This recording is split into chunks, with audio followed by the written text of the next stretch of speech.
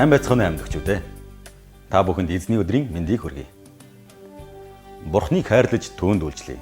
Бусдыг хайрлаж тэдэнд үйлчлэе урайнд ор олон Христэд итгэгчдийг нэгтгэн. Эзний үгээр хүчрэгжүүлж Бурхны мэдлэгт бэлхуулдаг амийн гол үйлчлэлийн сургуулийн нээлт боллоо. Өнгөрч даваа гарагт буюу 9-р сарын 2-ны өдөр амьд үг чуулганы байранд болсон сургуулийн нээлтэд тэргүүн пастор Батбол эзний үгээс хуваалцлаа. Буруу туршил эсвэл буруу үйл өгөх юм бол тань сануулсан, анхааруулсан тэгээд хүндээ хамт хэлээр мурай. Дахиад хэлээр мурай. Энэ удаагийн эсэлтээр нийт 30-аад оюутан эсэж Бурхан эзний дондоршгүй мэдлэгийн булгаас ундаалж байна. Бүхий л амьдралынхаа турш Бурхантай хамт байж өдөр бүрийн минь үйлдэл түүний тааллын дагуу байх нь итгэгч бидний хариуцлага билээ. Өдөр бүр Бурхантай тогтмол харилцаатай байх цэгцтэй мэдлэгийг системтэйгээр заадагаараа амийн гол үйлчлэлийн сургууль давуу талтай. Та энэхүү мэдлэгийн баялгаас мэдрэхийг хүсвэл эх сараас эхлэх оюутны нээлттэй цуглаан буюу чапелд ирж болно. Цаг өдрийг нь тухай бүртэн бид мэдээлэх болно.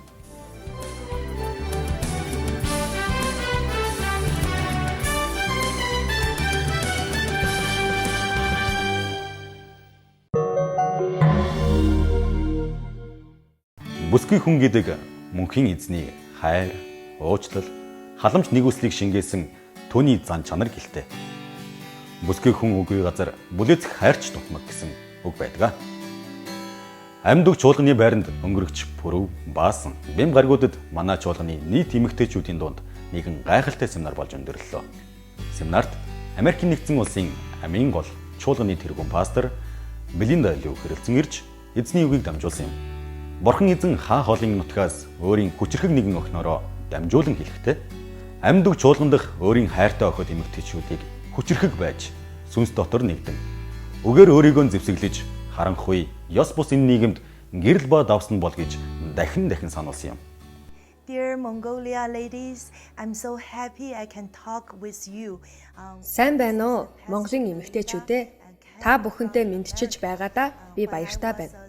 Би Америкаас хүрэлцэн ирсэн пастор Белинда байна.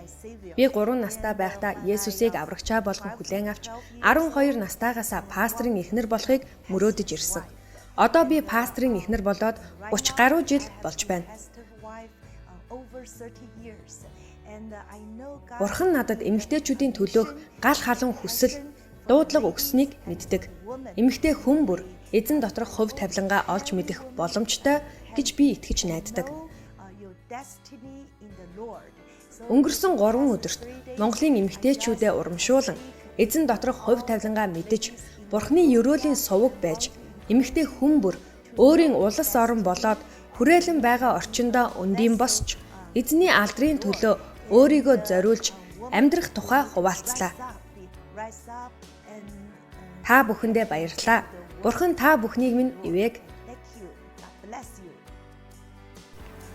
Амьд үг чуулганы нийт эмэгтэйчүүдээ та бүхэн маань бурханлаг зөв хэм маягаар амьдарч өөрсдийн эргэн тойрондоо гэрлийг асааж Бурхан эзнийг алдаршуулан амьдрахыг хүсэн өрөөё.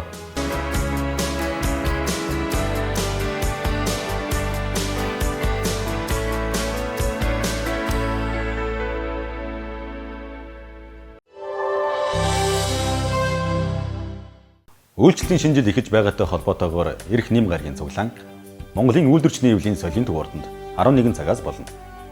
Баянзүрх үйлчлэл энэхүү нэгдсэн баярын цуглаанд хамтран оролцсноо. Энэ өдөр мөн хүүхдийн цуглаан хийгдэхгүй болохыг анхааруулж байна. Жил бүрийн 9-р сард манай чуулганы үйлчлэлийн шинжил эхэлдэг боломжтой билээ. Эрх бэм гараг буюу 9-р сарын 14-ний 14 цагт манай сүмд үйлчилдэг үйлчлэлийн бүх гишүүд оролцсон үйлчлэлийн шинжилийн нээлт болно. Энэхүү цуглаанд бүсийн пастор, ахлагчид, эсийн бүлгийн удирдагч, туслагчид, бүх үйлчлэлийн гишүүд болон үйлчлэл хариуцсан удирдагч бүгд хамрагдах бөгөөд та бүхнийг цуглаандаа хүрэлцэн ирэхийг уриалан сануулж байна.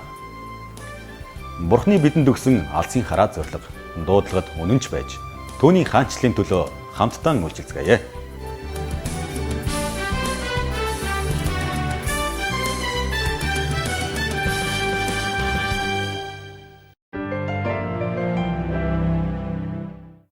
Эх 7 хоногийн баасан гарагт буюу 9-р сарын 13-ны өдөр 19 цагаас амьд үг чуулганы ургац бүсийн цуглаан болно.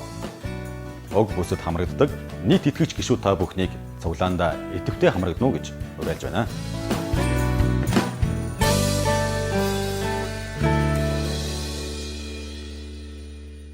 Есдүгээр сарын 15-ны 15 цагаас болох англи хэл дээр явагдах цуглаанд Америк нэгдсэн улсын амьдрал чуулганы пастор Линда Тернер номлоно.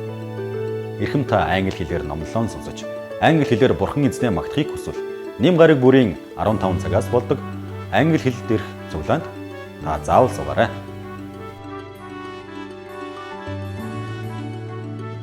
Өнөөдөр манай цуглаанд шинээр ирсэн зочинтой цуглаанд усны дараа нэгдэр инэнд хөлсөж суугаарай.